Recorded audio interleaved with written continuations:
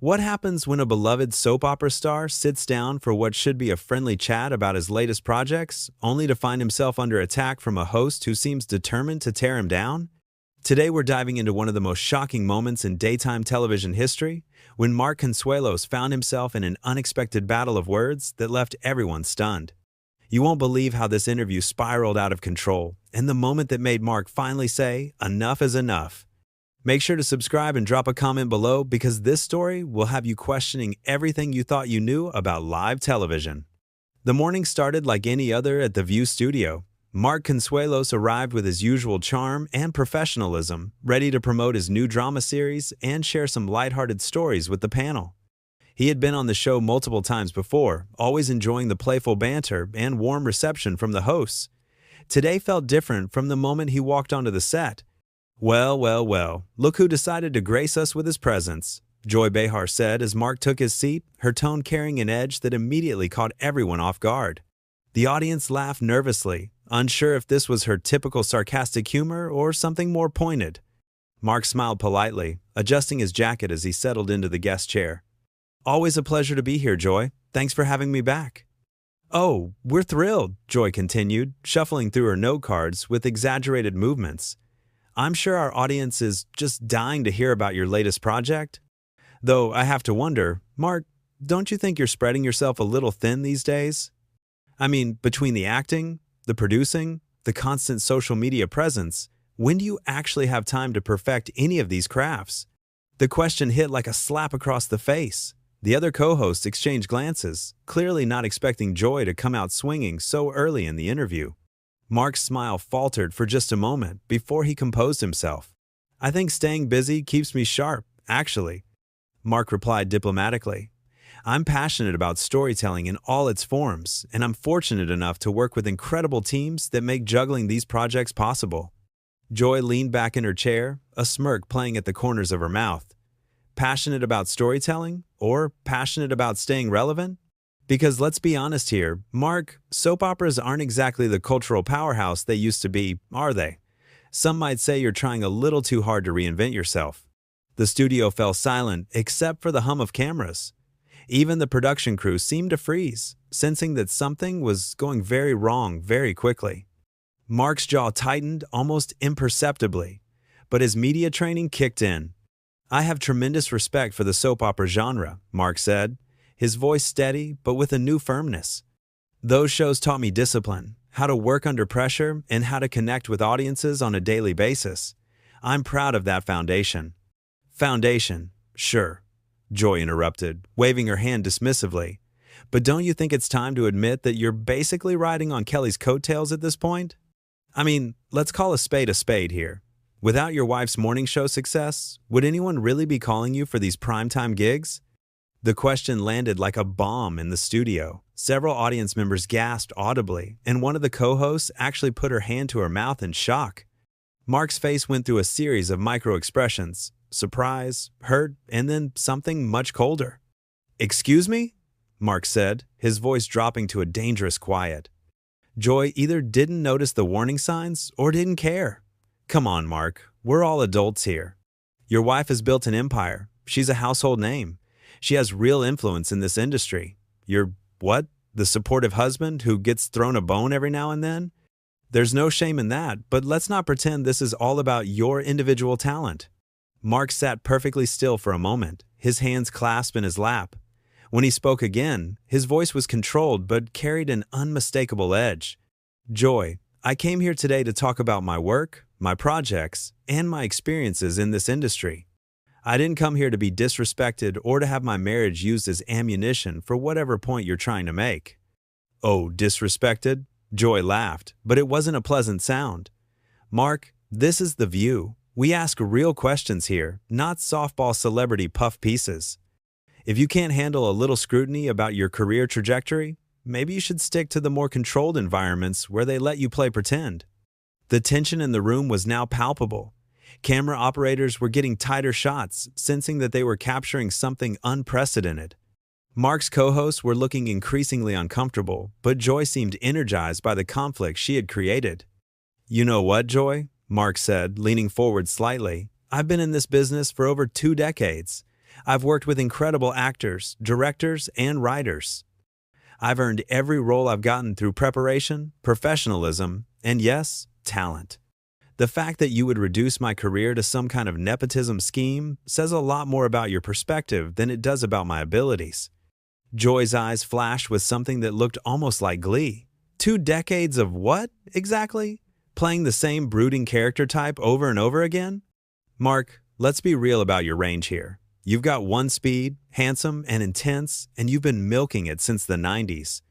At what point do we acknowledge that maybe, just maybe, you've hit your ceiling? The words hung in the air like smoke after an explosion. Mark stared at Joy for a long moment, and something fundamental shifted in his expression. The polite, media-trained facade was cracking, revealing something much more authentic and much more dangerous underneath. Mark's voice, when he finally spoke again, carried a weight that made everyone in the studio sit up straighter. You know what's interesting, Joy? I've been nothing but respectful to you and this show every time I've been here. I've answered your questions honestly. I've played along with the jokes, even when they weren't particularly funny. But right now, you're not interviewing me, you're attacking me. Joy scoffed, but there was something in Mark's tone that made her defensive posture shift slightly. Attacking you? Mark, please. I'm asking legitimate questions about your career. If you can't handle that level of professional discourse, then maybe television interviews aren't for you. Professional discourse? Mark repeated, his eyebrows raising. Is that what you call questioning my talent, dismissing my work, and suggesting that my marriage is the only reason I have a career? Because where I come from, that's called being deliberately cruel.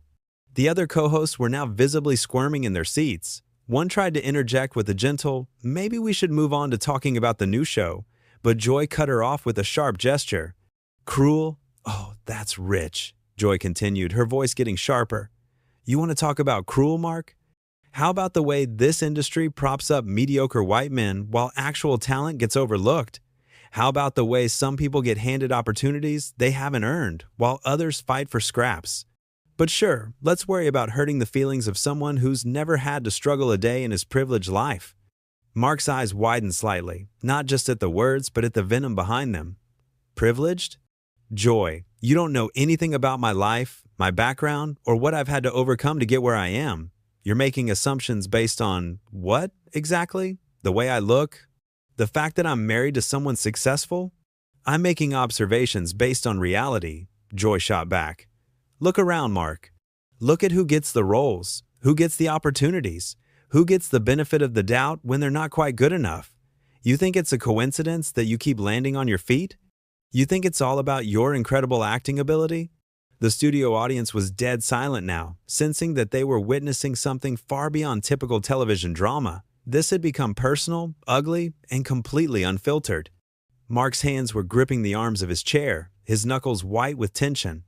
You want to have a conversation about privilege and opportunity in this industry? Fine, Mark said, his voice getting stronger. But don't you dare sit there and pretend like you know my story, or like you've somehow appointed yourself the judge of who deserves what. You want to talk about people getting opportunities they haven't earned? How exactly did you earn the right to tear down a guest on your own show? Joy's face flushed red, whether from anger or embarrassment wasn't clear. I earned my place here by speaking truth to power, by not backing down from difficult conversations, by refusing to participate in the celebrity worship that passes for journalism these days. If you can't handle someone questioning your narrative, that's your problem, not mine. Questioning my narrative? Mark's voice rose slightly, the first crack in his controlled demeanor. You're not questioning anything, Joy. You're attacking me personally, you're insulting my work, and you're doing it with a smile on your face like it's some kind of public service. This isn't journalism, this is bullying with cameras rolling. Joy leaned forward aggressively, her eyes blazing. Bullying? You want to see bullying, Mark? Bullying is when people like you take spots that should go to more deserving artists. Bullying is when the industry rewards pretty faces over actual talent. Bullying is when someone gets multiple chances to fail upward while others never get a first chance. So excuse me if I'm not impressed by your sob story about being held accountable for once in your life. The words hit Mark like physical blows. His composure, which had been hanging by a thread, finally began to completely unravel. When he spoke again, his voice was quiet but filled with barely contained fury. You know what, Joy? I came here as a professional, as a guest on your show, showing you the same respect I would show any colleague in this industry. But you've made it clear that respect isn't something you're interested in giving or receiving. You want to make this personal? You want to attack my character, my marriage, my entire career? Fine, but don't pretend this is about journalism or holding people accountable. This is about you taking out whatever anger you're carrying on someone who can't fight back without looking like the bad guy. Joy's expression had shifted from smug satisfaction to something harder to read. But she wasn't backing down. Can't fight back? Mark, you're a grown man with a platform and a voice. Use it. Defend yourself. Prove me wrong. Show me this incredible talent that supposedly justifies all these opportunities you've been given. Because right now, all I'm seeing is someone who folds under the first real pressure he's ever faced. Mark stood up abruptly, the sudden movement causing his chair to scrape loudly against the studio floor.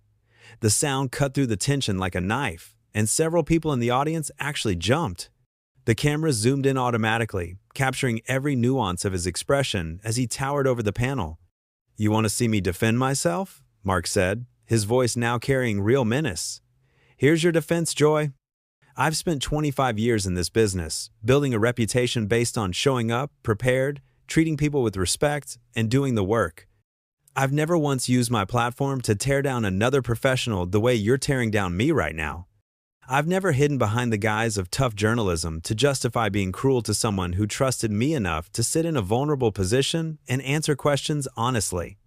Joy was still seated, but her body language had changed. She was leaning back slightly, as if the force of Mark's words was pushing her away. "So, what are you saying, Mark? That I'm not doing my job? That asking tough questions makes me the villain here?" "I'm saying that there's a difference between asking tough questions and being a bully," Mark replied, his voice carrying throughout the now completely silent studio. "I'm saying that you've crossed a line today that has nothing to do with journalism and everything to do with whatever personal issues you're working through. And I'm saying that I'm not going to stand here and let you use me as your punching bag anymore." The silence that followed Mark's words was deafening. Joy stared up at him, her mouth slightly open, as if she hadn't expected him to fight back with such force. But instead of backing down, something darker flickered across her face, a look that suggested she was about to escalate things even further. "Personal issues?" Joy said, her voice dripping with disdain as she slowly rose from her own chair. "You want to talk about personal issues, Mark? Let's talk about how you've built your entire public persona around being the perfect husband, the family man, the guy who has it all figured out. But what happens when the cameras stop rolling? What happens when you're not performing for the public? Because I've heard some interesting stories about what you're really like behind closed doors." Mark's face went completely white. The implication in Joy's words hung in the air like poison, and everyone in the studio seemed to collectively hold their breath. "What exactly are you suggesting, Joy?" Joy's smile was cruel and calculated. "I'm not suggesting anything, Mark. I'm just saying that public personas and private realities don't always match up, do they? And maybe, just maybe, some of us are tired of pretending that celebrities are exactly who they claim to be on social media and red carpets." "You're crossing a line here," Mark said, his voice shaking with barely controlled rage. "You're making implications about my family, about my personal life, without any basis in fact. This isn't journalism, Joy. This is character assassination." Joy shrugged with exaggerated nonchalance. "I'm just pointing out that maybe the public deserves to know who they're really supporting when they watch your shows or follow your career. Maybe they deserve to know whether the image matches the reality." Mark took a step closer to the panel, his hands clenched into fists at his sides. "You have absolutely no right to sit there and make veiled accusations about my family. None. You want to attack my work? Fine. You want to question my talent? I can handle that. But the moment you start implying things about my marriage, about my character as a husband and father, you've gone too far." "Have I?" Joy asked, clearly enjoying the reaction she was getting. "Or have I just touched a nerve? Because you're awfully defensive for someone who has nothing to hide." The other co-hosts were now looking genuinely frightened. One of them tried desperately to regain control of the situation. "Maybe we should take a commercial break and reset here," she suggested weakly. But Joy wasn't finished. "You know what, Mark? You came on this show acting like you're some kind of victim because I asked you a few hard questions about your career. But maybe the real question is why you're so sensitive about having your life examined. Maybe the real question is what you're so afraid people might find out. Mark's composure finally shattered completely. His voice, when he spoke, was raw and furious. You want to know what I'm afraid of, Joy? I'm afraid of people like you. I'm afraid of people who use their platforms to destroy others for entertainment. I'm afraid of people who think that tearing someone down makes them somehow more important or more relevant. Oh, please, Joy scoffed. Save the righteous indignation for someone who buys it. You're not a victim here, Mark. You're just a mediocre actor who's finally being called out for what you really are. Mark stared at her for a long moment, and something in his expression shifted from anger to something that looked almost like pity. When he spoke again, his voice was steady but filled with disgust. You know what the saddest part about this is, Joy? I actually used to respect you. I thought you were smart. I thought you were funny. I thought you brought something valuable to television. But watching you right now, seeing how much pleasure you're taking in trying to humiliate me, I realize I was completely wrong about who you are as a person. Joy's face hardened. Don't you dare lecture me about who I am. You don't know anything about me, about what I've had to do to survive in this industry, about the fights I've had to fight. You're right, Mark said, nodding slowly. I don't know what you've been through. But I know what I'm seeing right now, and what I'm seeing is someone who's become so bitter, so angry, that you can't stand to see other people succeed.